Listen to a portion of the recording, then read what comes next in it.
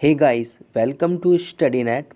आज हम बात करेंगे जियोग्राफी और सुएज़ कैनाल की। जैसा कि आपको पता है, हाल ही के दिनों में सुएज़ कैनाल काफ़ी न्यूज़ में रहा है और इस वजह से यूपीएससी प्रीलिम्स 2021 में इसके ऊपर क्वेश्चन आने की पूरी संभावना है। क्योंकि ये अक्सर देखा जाता है कि अगर कोई भी प्लेस ज़्यादा न्यूज़ में रहता है तो यूपीएससी उसके ऊपर डायरेक्टली नहीं बल्कि उसके आसपास की जो इम्पोर्टेंट साइट्स होती हैं, जैसे उसके आसपास के कुछ लेक्स वगैरह या फिर कोई आइलैंड वगैरह के ऊपर यूपीएससी क्वेश्चन पूछ लेता है। तो आज की वीडियो में हम सुएज कैनाल की जो आसपास की जियोग्राफी है उसके बारे में बात करेंगे। उसके आसपास जो भी लेक्स हैं या फिर कुछ आइलैंड्स हैं, हम वो सब जानेंगे। मोस्टली जो ये क्वेश्चन यूपीएससी पूछता है ये लोकेशन बेस पूछता है। जैसे कि आपसे किसी लेक का नाम दे देगा और पूछेगा ये लेक कहाँ पर है, ये किस सी में है। इस तरीके से यूपीएससी उस क्वेश्चन पूछ लेता है। तो आज की वीडियो में हम जियोग्राफी तो जानेंगे ही सुएज कैनाल की, और इसके साथ साथ हम सुएज कैनाल क्या होती है इसके बारे में भी जो इसके इम्पोर्टेंट पॉइंट्स हैं फॉर योर एग्ज़ाम पर्सपेक्टिव, हम वो भी जानेंगे। So without wasting a time, let's begin. So एक कैनाल क्या होता है? सो कैनाल एक आर्टिफिशियल वाटर बॉडी होती है जिसका यूज़ कई चीज़ों के लिए किया जाता है। जैसे कि इरिगेशन के लिए, सिंचाई के लिए किया जाता है, और जैसे कि ट्रेड के लिए तो किया ही जाता है। जैसे कि हमारा एग्जांपल सुएज कैनाल एक क्या है, ट्रेडिंग के लिए यूज़ होता है। तो सुएज कैनाल एक आर्टिफिशियल सी लेवल वाटरवे है जो कि रन करता है नॉर्थ से साउथ की तरफ। और कहाँ पे? Across the isthmus of Suez in Egypt. Isthmus of Suez क्या होता है ये अभी हम मैप में देखेंगे। और ये कनेक्ट करता है मेडिटेरेनियन सी को रेड सी से। इसकी जो कंस्ट्रक्टेड है इसको 1859 से लेकर 1869 में किया गया था, और इसको ऑफिशियली जो ओपन किया गया था वो किया गया था 1869 में। और ये कैनाल जो है सेपरेट करता है अफ्रीकन कॉन्टिनेंट को एशियन कॉन्टिनेंट से, एशियाई महाद्वीप से। और ये प्रोवाइड करता है shortest maritime route between Europe and the lands lying around the Indian and western Pacific ocean. यानी कि एक तरह से ये शॉर्टेस्ट रूट होता है किसके किसके बीच में? यूरोप से एशिया के बीच में। और ये जो सुएज कैनाल है ये ऑलमोस्ट लगभग 12% ऑफ वर्ल्ड ट्रेड कैरी करता है। इस कैनाल के थ्रू लगभग 12% वर्ल्ड ट्रेड होता है। और ये जो कैनाल है एक्सटेंड है from northern terminus of Port Said से southern terminus of Port Tewfik at the city of Suez. इसका क्या मतलब है? जैसे कि अगर ये मान के चलो सुएज कैनाल है तो ये हो गया इसका नॉर्दर्न पॉइंट और ये हो गया सदर्न पॉइंट। तो नॉर्दर्न पॉइंट में जो यहाँ पे जो लास्ट पॉइंट है इसका है उसका नाम है पोर्ट सईद, ठीक है। और जो ये सदर्न पॉइंट है यहाँ पर है पोर्ट तौफीक, ठीक है। यह है पोर्ट तौफीक और यहाँ पर है सिटी ऑफ सुएज। अभी हम इन सभी चीज़ों को मैप में देखेंगे वन बाय वन। और जो इसकी लेंथ है वह है 193 किलोमीटर। आप 193 किलोमीटर ही याद रखिए। और it was control by British and French interest in its initial year. शुरुआती में जब ये कैनाल बना था तो ये ब्रिटिश और फ्रेंच कंपनियां जो के द्वारा ही इसको कंट्रोल किया जाता था। लेकिन जो जैसे कि आपको पता होगा सुएज क्राइसिस आया था 1956 में इजिप्ट में, जिसके जब उस टाइम प्रेसिडेंट थे इजिप्ट के गमाल अब्देल नासिर, जिन्होंने इसको नेशनलाइज किया गया। और उसके बाद से जो सुएज कैनाल की जो अथॉरिटी है वो इजिप्ट गवर्नमेंट के पास है। ओके,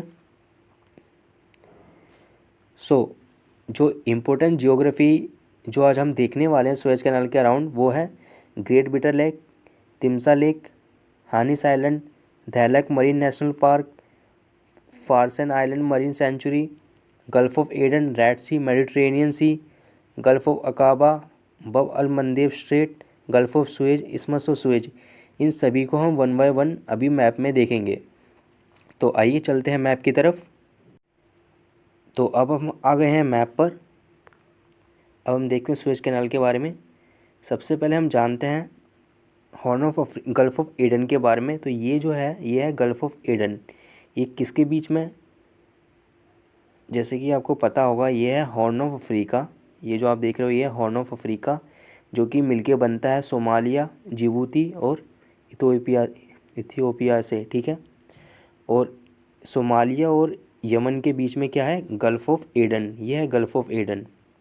और गल्फ़ ऑफ एडन के बाद ही आप ये जो पोर्शन देख रहे हो जिबूती जो है, ये है बब अल मंदेब स्ट्रेट। मैं आपको जूम करके दिखाता हूँ।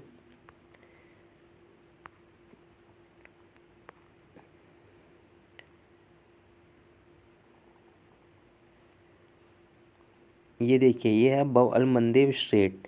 ओके, तो ये जो बब अल मंदेब स्ट्रेट है ये किसके बीच में है, ये है बीच में गल्फ़ ऑफ एडन के। ये है गल्फ़ ऑफ एडन, ये है बब अल मंदेब और रेड सी। ओके, ये है रेड सी, ये है रेड सी।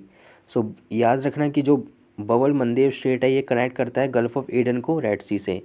ओके, सो रेड सी के ही अंदर आपको यहाँ पे कुछ ये जो आइलैंड सा दिख रहा होगा, ये जो आइलैंड है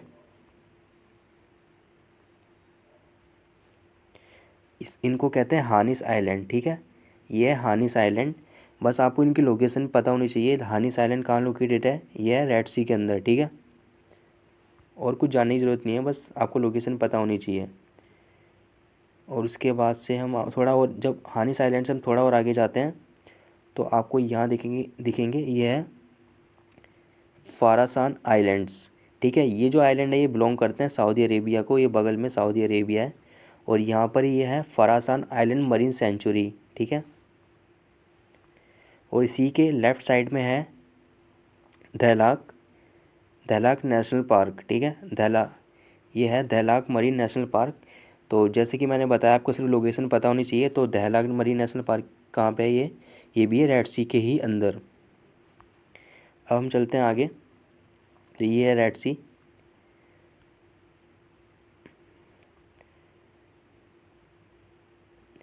तो रेड सी में आप यहाँ पे देखोगे ये जो है ये है गल्फ़ ऑफ इस्मस ऑफ सुएज, ठीक है। ये है हमारी सुएज कैनाल। अभी मैं जूमिंग करके आपको और दिखाऊंगा, लेकिन उससे पहले आप ये देखेंगे कि यहाँ पे एक वे यहाँ से जा रहा है और ये जा रहा है। पहले हम इसको देखते हैं, इस वाले को। सो ये जो देख रहे हो आप ये है गल्फ़ ऑफ अकाबा, ठीक है।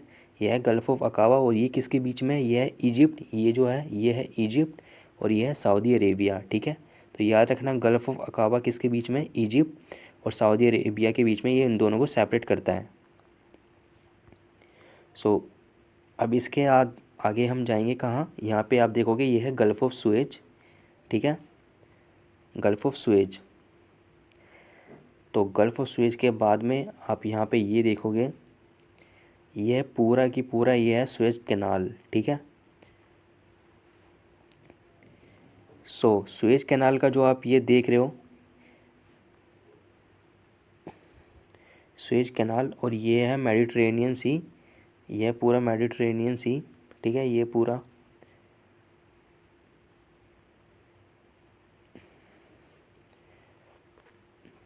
तो जो सुएज कैनाल का जो नॉर्दर्न मोस्ट पॉइंट है ना, नॉर्दर्न पॉइंट उत्तरी जो छोर है, जो लास्ट इसका जो छोर है उसको कहा जाता है पोर्ट साइद, ठीक है। ये है इसका नॉर्दर्न मोस्ट पॉइंट, ठीक है। और उसके जो सदर्न पॉइंट है जो है इसका है सुएज। ये रहा, ये मैं जूम कर रहा हूँ।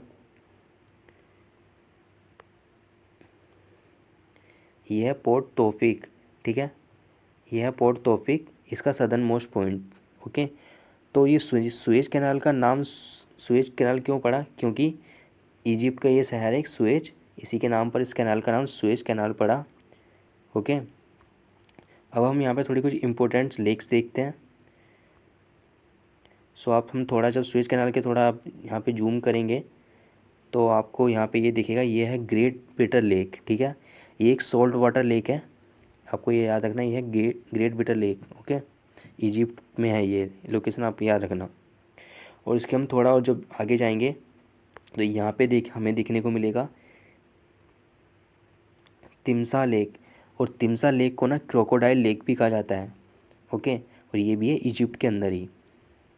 और ये कहाँ पर है, ये किसके ऊपर है, तो इसकी जो एग्जैक्ट लोकेशन है ये है नाइल डेल्टा के ऊपर। नाइल डेल्टा कहाँ पर है अभी मैं दिखाता हूँ आपको।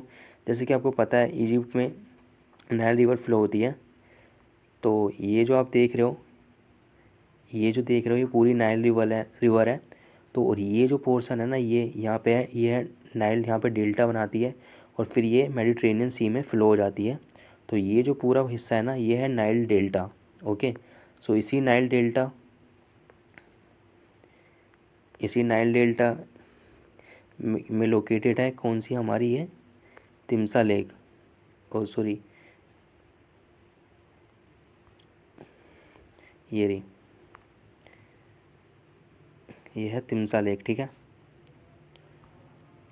और इसमस ऑफ सुएज कौन सा है, इसमस ऑफ सुएज कौन सा है, ये यहाँ से पोर्ट साइड से लेके पोर्ट तौफीक तक, ठीक है, ये पूरा इसमस ऑफ सुएज है। इसमस क्या होता है, इसमस वही होता है जो एक दो लार्ज कॉन्टिनेंट्स को, लार्ज लैंड्स को कनेक्ट करता है, ठीक है, narrow by the narrow water body of water. तो इसी के साथ हमने जो सारे इम्पोर्टेंट ज्योग्राफी लोकेशन थी सुएज कैनाल के अराउंड, ये सारी हमने कवर कर ली हैं। अगर आपको ये वीडियो अच्छा लगा हो तो hit the like button and subscribe study net. Thank you.